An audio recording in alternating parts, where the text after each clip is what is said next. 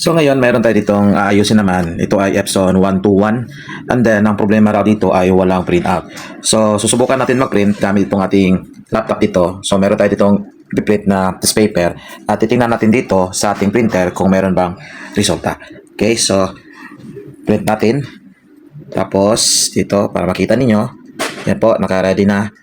So, page 1 lang. And then, okay. So, titingnan natin dito kung meron bang printout o wala. So, ito po yung ngayon, yung before na wala pang prepare. So, kita nyo, totally empty talaga. So, ang rason lang dito, bakit walang printout is itong printhead. Possible yung printhead at possible itong flex, baka may ground, or else itong kanyang board, yung fuse mismo. Yun po yung sira. Kaya walang printout. So ngayon ay titingnan natin isa-isahin yung mga problema.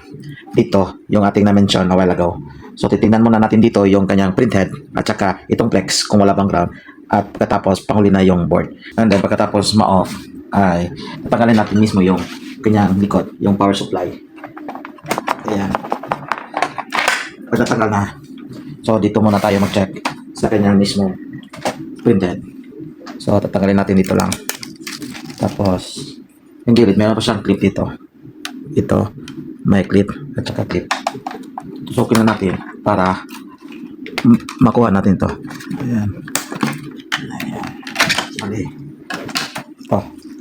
Ito yung sabi ko, clip. Ayan. Tusukin lang para mahugot natin at matanggal. And then, may tatlong screw sa loob. Mismo dito. So, titingnan natin. Ito po yung screw na nakakabit sa ating printhead. So ito yung sabi ko printhead, ito yung flex na nakakabit sa printhead. So yan muna yung ating i-check. So tatanggalin natin yung printhead mismo para ma-check na natin na kung okay ba yung printhead natin. Baka may clog or else baka may damage, may ground. Okay. Yan. So tanggal na yung printhead. Tabi lang natin yung screw.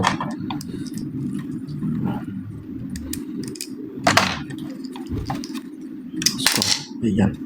So, makutin na natin ito. Tapos, bali ito yung flex. Kita ninyo, wala naman sunog. Kasi kung ito ay mabasa ng ink, magkaroon ng short at masira yung board natin. Ito yung ating gamit na cleaning solution pang flush dito sa ink bago natin ibalik. Kasi sa nakita natin wala namang kitang sunog dito or short. Yan sa paglinis ng printhead. So, meron tayo dito ang tinatawag nating cleaning solution. Ito yung ating bubugahan gamit yung solution. Bawat butas, bubugahan natin gamit ito para malinisan yung ilalim, para makuha yung mga clog. So, madali lang. Ilagay lang yung hose. Ito.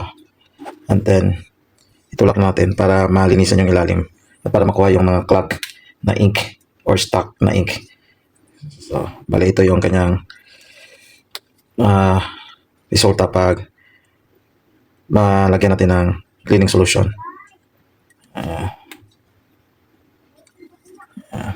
Ayan. So, iubos natin itong cleaning solution lahat dito sa lahat ng butas. Ito sa lagayan ng mismong ink. Ayan, kita ninyo. Yan po yung kanyang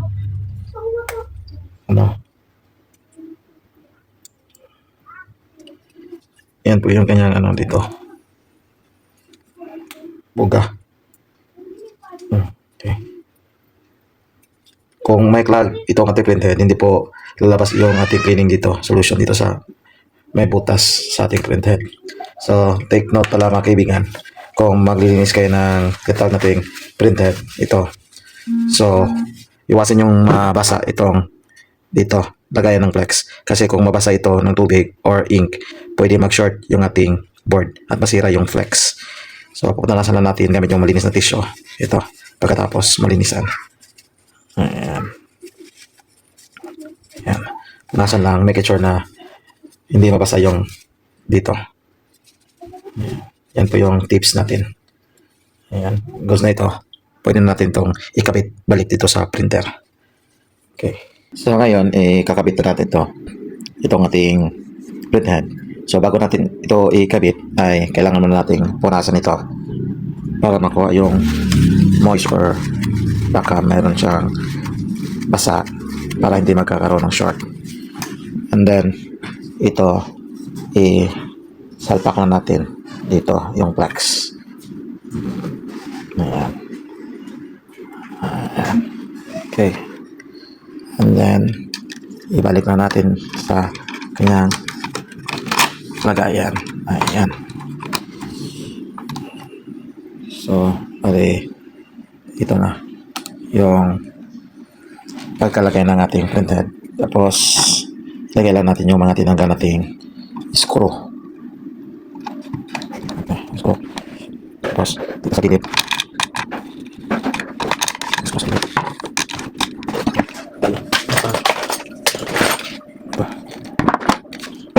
Oops.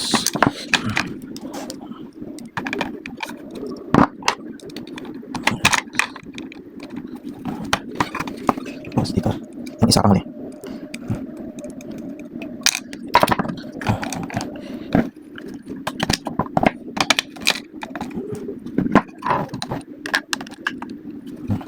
Ayan. Okay na. Pupunasan natin. Ayan. Tapos sapak lang natin ito at saka dito sa may lagayan niya dito. Slide lang natin para mag-lock. Ayan. Tapos dito iayos na natin. Okay. Tapos ito ang kanyang lock dito para hindi matanggal yung ano natin, yung hose. Ayan. So bali okay na ito. Dito na tayo kasunod sa kanyang mismong board or logic board dito. So kunin natin itong ating bond paper and then iikot natin itong ating mismong printer. Ayan. Okay. So ngayon, ang kasunod nating tatanggalin ito. Ito yung ating kasunod na titingnan at i-check kung wala bang putol yung fuse. So bago natin ito matanggal, ay kailangan na natin tanggalin lahat itong mga nakakabit. 1, 2, 3. Ito, tsaka ito. Meron siya tatlong tornilyo. 1, 2, 3. Para makuha at abungan ito ating tawag na logic board. Okay. Ayan. So ipapakita ko muna sa inyo kung saan ba makita at mahanap yung fuse dito sa ating board. Okay. Yun po yung ating testiran kung wala bang putol. Kasi pwede yun ang dahilan mawalang printout. So bali ito na yun. So ito yung forma and then pag natanggal, bali ito na. Ito yung nasa tikot. So yung fuse dito, bali ito yung fuse. Itong maliit. Ito yung maliit. Yan po yung ating testiran kung wala bang putol. Okay, gamit tayo dito ng tester. Ayan, ulong ko lang. So tutunog po yung ating tester kung walang putol. Magbibip po yan. Ayan, narinig nyo. Magbibip po yan kung walang putol. Ayan. So test natin yung mismong fuse. Kung tutunog, it means good. Pag hindi tutunog, it means putol. Ayan. So wala. Baliktad.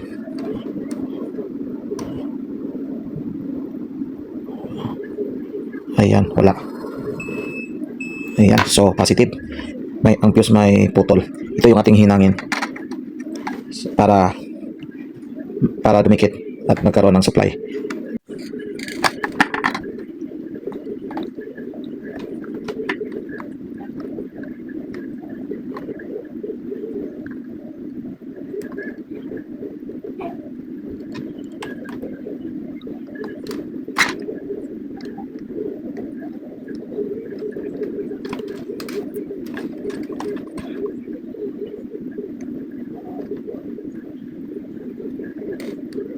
Ayan.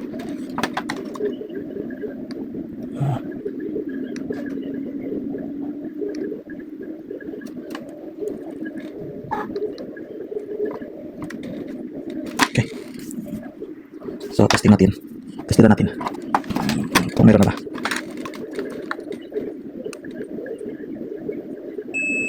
Ayan. Ganda. Ayan. So, goods na. Balikan natin ito para testingan at pasubukan. So,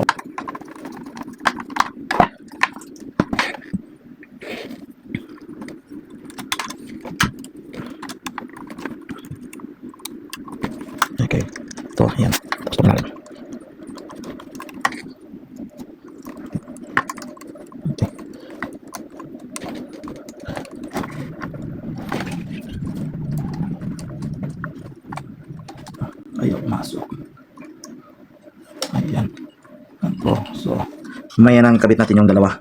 So, testingan muna natin.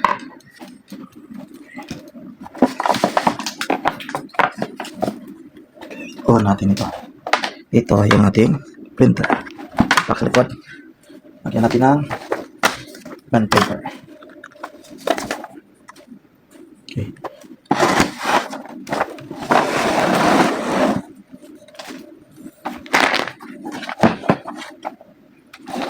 Ayan. So, the moment of truth. Ito na. Ano tayo, mag-unosol tayo. Okay.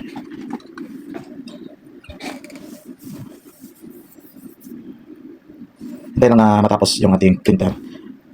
Kasi nag-ano pa siya, nag-read pa yung ink at yung board. Wala lang din dito. Pins good na yan.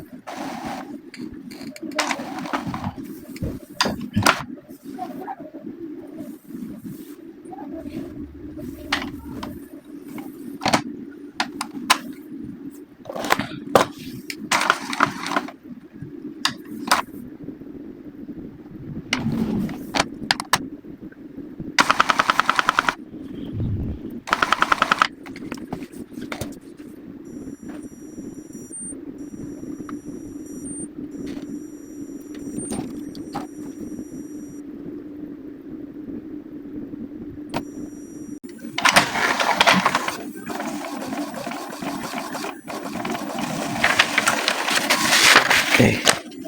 So, ayan. Meron ng yellow, magenta, at saka blue. So, compare kanina, wala talagang printout. So, ang problema dito is black na lang. Kailangan na lang linisan yung black. So, ganun lang kadali mga kaibigan. So, naayos na natin. Pag ganun ang problema, pag walang printout, so, sundan nyo lang yung ginawa natin para ma-fix yung printer nyo. So, sana nakatulong po tayo ngayon sa ating tutorial. At sana huwag nyo kalimutan mag-like at mag-subscribe sa ating channel. So, hanggang sa muli, paalam. Peace out. Bye-bye.